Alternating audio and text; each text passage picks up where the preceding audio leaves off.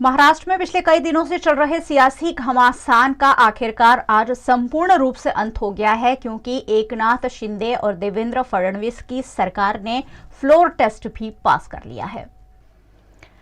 महाराष्ट्र विधानसभा में सोमवार को फ्लोर टेस्ट के वक्त जैसी उम्मीद थी वैसा ही हुआ। शिंदे सरकार ने विश्वास मत जीत लिया। सरकार को 164 विधायकों का समर्थन मिला। विपक्ष में 99 वोट पड़े। इस तरह शिंदे सरकार बच गई। वोटिंग के वक्त 266 विधायक सदन में मौजूद थे। उनमें से 3 विधायकों ने वोट नहीं डाला। 21 विधायक सदन से गैरहाजिर रहे। उधर एनसीपी नेता अजीत पवार विधानसभा में नेता प्रतिपक्ष बन गए हैं। इस पर सीएम एकनाथ शिंदे ने कहा कि बाला साहेब ठाकरे का सपना पूरा हुआ। शिंदे ने यह भी बताया कि विधान परिषद चुनाव के दिन उनके साथ बदसलूकी हुई थी। उद्धव ने भी पूछा था कि कहां जा रहे हो और कब तक लौटोगे। वैसे भले ही ये बीजेपी और एकनाथ शिंदे की जीत बताई जा रही है, लेकिन सदन में डिप्टी सीएम देवेंद्र फडणवीस का एक बयान सियासी गलियारों में चर्चा का विषय बन गया। शिंदे सरकार के फ्लोर टेस्ट के वक्त महाविकास अघाड़ी के नेता सदन में ईडी चिल्ला रहे थे। इस पर फडणवीस ने खड़े होकर कहा कि आप सही कह रहे हैं, ये ईडी सरकार है, ई से एकनाथ और डी से देवेंद्र। गुजरात में विधानसभा के चुनाव नजदीक है। ऐसे में आम आदमी पार्टी ने सस्ती बिजली का अभियान उठाया है और रविवार को फिर अहमदाबाद आने का अरविंद केजरीवाल ने वादा करते हुए गुजरात को सस्ती बिजली दिलाने का ऐलान किया है। दिल्ली के मुख्यमंत्री और आम आदमी पार्टी के राष्ट्रीय संयोजक अरविंद केजरीवाल इन दिनों गुजरात दौरे पर हैं। इस दौरान उन्होंने विभिन्न मुद्दों पर गुजरात की जनता से चर्चा की। आज उन्होंने कहा कि अगर दिल्ली और पंजाब में बिजली फ्री हो सकती है तो गुजरात के लोगों को भी बिजली फ्री मिल सकती है। इसी मुद्दे पर गुजरात के नागरिकों से अरविंद केजरीवाल ने चर्चा की। उन्होंने कहा कि अगले रविवार को मैं फिर गुजरात आऊंगा और गुजरात में फ्री बिजली पर चर्चा करूंगा। चुनाव आने वाले हैं और आज हम लोग गुजरात में बिजली की समस्या पे चर्चा करने के लिए इकट्ठे हुए हैं। मैं आप लोगों से पहला प्रश्न ये पूछना चाहता हूं, आम आदमी पार्टी तो ये पहला चुनाव लड़ रही है। इसके पहले कई चुनाव हुए गुजरात में। कांग्रेस और बीजेपी वालों ने चुनाव लड़े। आज तक किसी पार्टी ने गुजरात के लोगों के साथ बैठ के कभी बिजली के ऊपर चर्चा की क्या? आपके मुद्दों के ऊपर चर्चा की क्या? वो आते हैं, बड़ी बड़ी रैली करते हैं, उनके नेता बड़े बड़े भाषण देते हैं, बड़े बड़े वादे करते हैं और फिर 5 साल लूटने में लग जाते हैं। फिर अगला चुनाव आते हैं, फिर अगला रैली करते हैं। फिर हम राजनीति करने के लिए नहीं आए, हम जनता की सेवा करने के लिए आए हैं, जनता के मुद्दों का समाधान करने के लिए आए हैं। और ये आज मैं कॉन्फिडेंस के साथ कह सकता हूं, अगर मैं ये बात, मेरा पहला चुनाव होता और मैं कहता कि हम तो जनता के मुद्दों पे चल, आप कहते कि केजरीवाल भी नेता बन गया, केजरीवाल भी ऐसी बातें करता है, चुनाव के बाद तो कुछ करना नहीं है। हमने दिल्ली में करके दिखाया है, हमने पंजाब में करके दिखाया है। कार्यकर्ताओं के साथ मैं जुड़ा हुआ हूं, तो जब वो घर घर जाते हैं, लोगों से बात करते हैं, वो कहानियां भेजते हैं मेरे को, दिल रो पड़ता है लोगों के दुख सुन के। एक गरीब आदमी का अगर हजारों रुपए का बिजली का बिल आएगा तो वो अपने बच्चों को कैसे पढ़ाएगा, अपने परिवार को रोटी कैसे खिलाएगा? आखिर इतनी महंगी बिजली क्यों है गुजरात के अंदर? दोस्तों, गुजरात में मंत्री ऐश कर रहे हैं। आपने जिन लोगों को चुन के भेजा वो ऐश कर रहे हैं, उनकी बिजली का बिल 0 आता है। वो कई हजार यूनिट बिजली इस्तेमाल करते हैं हर महीने। उनके घर में, उनके दफ्तर में एसी लगे हुए हैं। शीला दीक्षित जी की सरकार थी, कांग्रेस की सरकार थी, वहां पे इतने बिजली के बिल आते थे, लोग रोते थे। मैं जिस गली से निकल जाता, लोग अपने बिजली और पानी के बिल लेके खड़े होते थे दिखाने के लिए कि देखिए सर, इतने हजार रुपए का बिल है, हम अपना परिवार कैसे पालेंगे। एक बिजली का पंखा, एक ट्यूबलाइट और उसके बाद इतने हजार रुपए का बिल होता था। मैंने शीला दीक्षित जी से निवेदन किया कि आप बिजली के बिल कम करो। उस टाइम हम फ्री बिजली की बात नहीं करते थे। हमने कहा कि ये बिजली आपने बहुत महंगी कर रखी है, बिजली के बिल कम करो। मैंने बिजली, डॉक्टर कहते हैं कि अगर शुगर का मरीज 3-4 घंटे अगर भूखा रह जाए तो उसकी शुगर गिर जाती है और उसकी मौत हो सकती है। कई डॉक्टरों ने, मेरे परिवार वाले बड़े नर्वस हो गए कि ये 15 दिन का अनशन कैसे करेगा, लेकिन जाको राखे साइया मार सके ना पर। पूरे दिल्ली के अंदर तार चेंज करवाए, ट्रांसफार्मर बदलवाए, और दोस्तों आज दिल्ली के अंदर 24 घंटे बिजली आती है, पावर कट नहीं लगते और फ्री में बिजली आती है। बिजली फ्री करने के लिए हमने, अगर मैं आपका टैक्स बढ़ा देता और फिर बिजली फ्री करता तो ये हो गया कि एक हाथ से ले एक हाथ से दे, इस जेब से लिया और इस जेब में दे डाल दिया, तो वो तो चोरी हो जाती।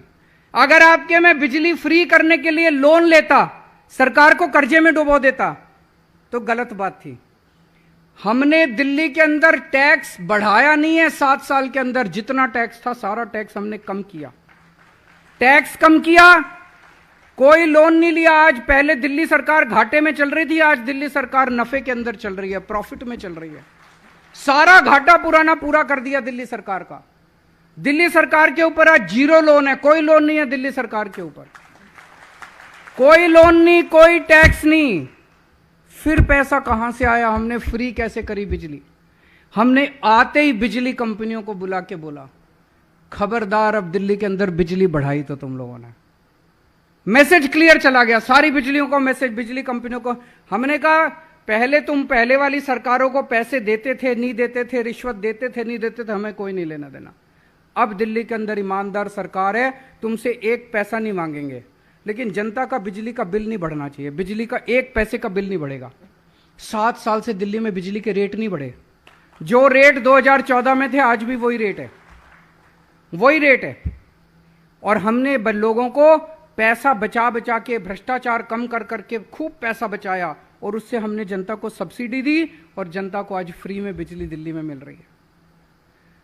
जब हमने दिल्ली में बिजली फ्री कर दी तो ये सारे बीजेपी वाले, कांग्रेस, ये सब चिल्लाने लगे, अरे दिल्ली तो छोटी जगह है, दिल्ली में तो हो सकती है बिजली फ्री, बड़े स्टेट में नहीं हो सकती।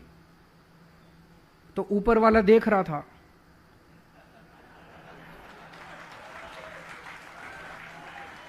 ऊपर वाले ने कहा ये तो गलत बात है, तो ऊपर वाले ने हमें एक बड़ा स्टेट भी दे दिया, पंजाब दे दिया। ऊपर वाला देख रहा था तो ऊपर वाले ने अपनी झाड़ू चलाई और हमें पंजाब दे दिया। पंजाब आ गया। अभी 3 पंजाब में, जब मैं पंजाब में जाता था तो मैं सारी कैलकुलेशन करके जाता हूं, मैं पढ़ा लिखा हूं।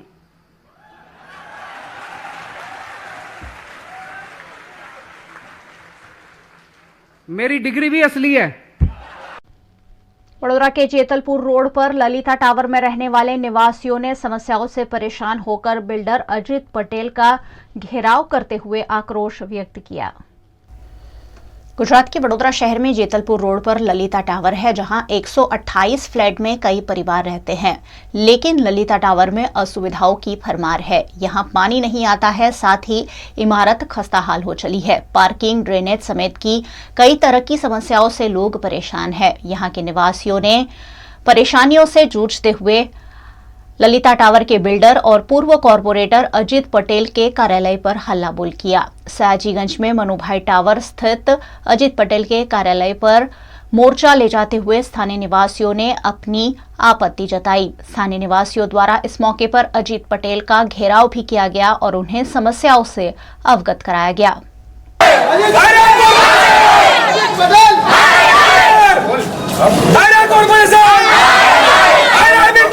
दरअसल बिल्डर अजित पटेल का कहना है कि यहां के निवासियों द्वारा मेंटेनेंस नहीं दिया जा रहा है और उसी के चलते पानी बंद कर दिया गया है। लेकिन निवासियों का कहना है कि इस मामले बैठकर बातचीत होनी चाहिए और मामले को सुलझाना चाहिए। ललिता टावर के कई निवासियों ने VNM टीवी के सामने अपनी समस्याएं बयान की। पानी कम से कम 2 महीना से बंद है। और सामने बोलते दे रहे 15 दिन से तो बिल्कुल ही पानी बंद है टोटली। एक बाल्टी पर एक ટીપા પાણી નહીં આ રહ્યા है। लेकिन हमारा एक वस्तु છે કે ભાઈ જે પહેલા મેન્ટેનન્સ આપ્યું છે એ મેન્ટેનન્સ તો જે સોસાયટી બને છે આપણી તો સોસાયટી 6 મહિના પછી 12 મહિના પછી 4-5 મેમ્બર બનાવીને સોંપવામાં આવે છે। આજ તક મલાઈ ખાધી હું ખાધું એ પણ ખબર નથી બરાબર। આ હવે અજીતભાઈ એવું ખાસ રિલેશન છે ને ખાસ રિલેશનમાં હેરાન બેન કરે છે। એવું गेट पर नहीं बनाया आजूबाजू कई कि सोसायटी में 2 गेट हो अमे एवं नहीं कहता तमे अमे एवं नहीं कहता कि तमे अमने पानी एकलू आलो बराबर। अमने घणी मुसीबत है जो पार्किंग आगळनु कॉमर्शियल पार्किंग पाछळ लागे छे कॉमर्शियल पार्किंग पाछळ लागे छे अने घणी वस्तु प्रॉब्लम छे અને ઉપરથી જે પાછળનું વાયરિંગ આવી તમે જોવો એકવાર કોર્પોરેશનમાં કોઈ સાંભળવા તૈયાર નથી કોઈ ડ્રેનેજ સાફ કરવા આવતું નથી। પાણી નહીં બિલ્ડિંગ પડી જાય એવું થઈ ગયું છે। ચારે બાજુથી પ્લાસ્ટર પડે છે ચારે બાજુથી પ્લાસ્ટર પડે છે કોકના માથા પર આવશે તો જાનનું જોખમ છે। હા અને ગટરો 24 કલાક ઉભરાય છે। પાણી આજે 128 ફ્લેટ છે કેટલા વખતથી બિલકુલ પાણી આવતું નથી। લોકોને હેન્ડપંપ છે તો ચલાવી લે છે ઘણા લોકો બહારથી વેચાતું મંગાવે છે। સુધી કોઈ પણ કાર્યવાહી કરી છે અમે રાઇટિંગમાં આપ્યું છે એમને પણ કોઈ પણ વખત અમને રાઇટિંગમાં કોઈ વસ્તુ લખીને આપી નથી। આ અત્યારે એ જે કહે છે ને કે ભાઈ કોઈએ મેન્ટેનન્સ નથી આપ્યું ઘણા બધા લોકોએ મેન્ટેનન્સ આપ્યું છે પણ રસીદ નથી આપી એટલે શું છે કે અત્યારે અમારી પાસે એવું કોઈ પ્રૂફ નથી કે એમની સાથે અમે ટેકનિકલી લડી શકીએ અને એનો ગેરફાયદો ઉઠાવે છે। તો એમ જ કહે છે કે હમણાં તમે ચાલુ કરો અને પૈસા ઉઘરાવો અને પછી હું પાણી ચાલુ કરું। પાણી સૌથી અમારો क्वेश्चन एवो છે पानी સૌથી પહેલું ચાલુ करे ત્યાર પછી આપણે मीटिंगों करी। ये थे हमारा ऊपर सब गिरा सबने देखा। मैंने परसों मीटिंग जमी मैंने बोला सर मेनका इधर हमारा सब गिर गया बोले बना लो बोले तुम्हारा खर्चे से बनाओ बोले मैं नहीं बनाऊंगा मैंने तो सौंप दिया बोले तुमको घर बोले तुम तुम्हारा खर्चे से बना। अगले साल घर का अंदर गिरा मेरे से 4,000 लिया तब रेती सीमेंट दी थोड़ी सी तब मैंने बनाया 4,000 लेकर के मेरे को इतनी सी रेती सीमेंट दी तब जाकर वो पूरी बिल्डिंग नीचे गिर गई हमारी। अब पूरे गिर रहा है हम कब मर जाएंगे घर का अंदर वो पता नहीं है। हम गई काले मारा घर ની છત ને આ છત પડી માણસ ત્યાં રહે છે એ અત્યારે મરતા બચી ગયું। 25 વર્ષ જૂનું છે એનું કોઈ મેન્ટેનન્સ પ્રોપર નથી થતું। ગમે ત્યારે ગમે તે બિલ્ડિંગ કે છત કે ખોબડો કશું પણ પડી શકે છે। તે વખતે નાનું બાળકથી લઈને સ્ત્રી પુરુષ ગળું કોઈના પણ જાનમાલને હાલી નુકસાન થાય છે। ગવર્મેન્ટે કે કોઈએ પણ અમને સાથ સહકાર આપવો જોઈએ કારણ કે એ મોટા માણસ છે અમે નાના છીએ એટલે પૈસાથી પણ અમે પાછા પડીએ છીએ અને પોલિટિકલ ગટ્સથી પણ અમે પાણીનું વિતરણ માટેની વ્યવસ્થા માટેનો સવાલ છે। પાણીના વ્યવસ્થાની અંદર બધા લોકોનો સાથ સહકાર મળે એટલે ચાલુ થઈ જશે। પાણી બંધ જ નથી 1 કલાક પાણી આપવામાં આવે છે। એ જો કોનું શું કહેવું છે મારાથી ના કહેવાય મેં મારું ઓપિનિયન આપી દીધું। वडोदरा के सरदार स्टेट की पाउडर कोटिंग कंपनी में अचानक गैस का सिलेंडर ब्लास्ट होने से इलाके में अफरा तफरी मच गई। गुजरात के वडोदरा शहर में आजवा रोड पर सरदार स्टेट के रोड नंबर 5 पर अतुल बेकरी के पीछे कांचवाला ब्रदर्स नामक एक कंपनी में गैस सिलेंडर का बोतल फटने की घटना सामने आने से अफरा तफरी मच गई। यहां गैस सिलेंडर का बोतल फटने से कंपनी के मालिक दिलावर कांचवाला गंभीर रूप से घायल हुए हैं। वहीं 2 महिलाएं भी आग में झुलस गई है। घटना की जानकारी फौरन दमकल दस्ते को दी गई। दमकल विभाग ने मौके पर पहुंचकर घटना पर काबू पाने की कड़ी मशक्कत की। इस दुर्घटना से कंपनी मालिक को काफी नुकसान हुआ है।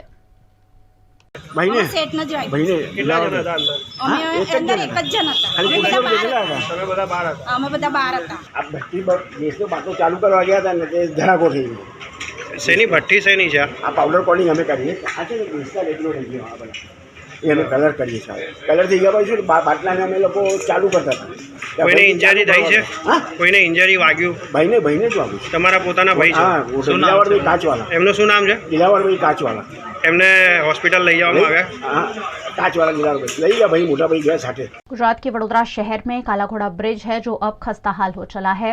ब्रिज से सीमेंट भी गिर रही है। ऐसे में यहां अप्रिय घटना का डर बना हुआ है। वडोदरा का प्रतापनगर ब्रिज खस्ताहाल हो चला होने की खबरें हाल ही में उजागर हुई थी जिसके बाद उस ब्रिज की मरम्मत शुरू कर दी गई है। इसी बीच अब वडोदरा के मध्य में बनाया हुआ काला घोड़ा सर्कल निकट का काला घोड़ा ब्रिज भी खस्ताहाल होने की जानकारी सामने आई है जिस पर वडोदरा के सामाजिक कार्यकर्ता अतुल गामेची ने प्रशासन का ध्यान आकर्षण कराया है। વડોદરા શહેરનો આ કાલાઘોડા બ્રિજ છે. આ કાલાઘોડા બ્રિજ વર્ષો જૂનો બ્રિજ છે. રાજા ગાયકવાડના સમયનો બ્રિજ છે. હાલમાં જોઈ શકો છો કે આ જે બ્રિજ છે એ બ્રિજની દૂરદર્શા આપ જોઈ શકો છો. બ્રિજના કાંગરા ખરી ગયા છે, બ્રિજના સળિયા દેખાઈ રહ્યા છે, આ ઢીંગલીઓ તૂટી ગઈ છે. સાથે સાથે અહીંયા માતાજીનું મંદિર આવેલું છે, આશ્રમાનું મંદિર છે. અનેક ભાવિક ભક્તો અહીંયા આવતા હોય છે. રવિવારે અને મંગળવારે અહીંયા પુષ્કળ પ્રમાણમાં ગીર્દી હોય છે, ભક્તો આવતા હોય છે. ત્યારે આ બ્રિજ જે વારે ઘડીએ રોજ ઉપરથી પોપડા ખરી પડ્યા છે, સળિયા પડી રહ્યા છે. એક બાજુ વડોદરા મહાનગરપાલિકા સ્માર્ટ સિટીની વાતો કરે છે અને બીજી બાજુ આ એક જૂનામાં જૂનો બ્રિજ છે એને રિનોવેટ કરતા નથી. વડોદરા મહાનગરપાલિકા સ્માર્ટ સિટીના હેઠળ અન્ય નવા કેટલાય બ્રિજો બનાવ્યા છે. ત્યારે આ જૂનો જમાનાનો જે બ્રિજ છે એને રિપેરિંગ કરવું જોઈએ, વહેલામાં રીતે કે રિનોવેટ કરવામાં આવે તેવી અમારી માંગ છે.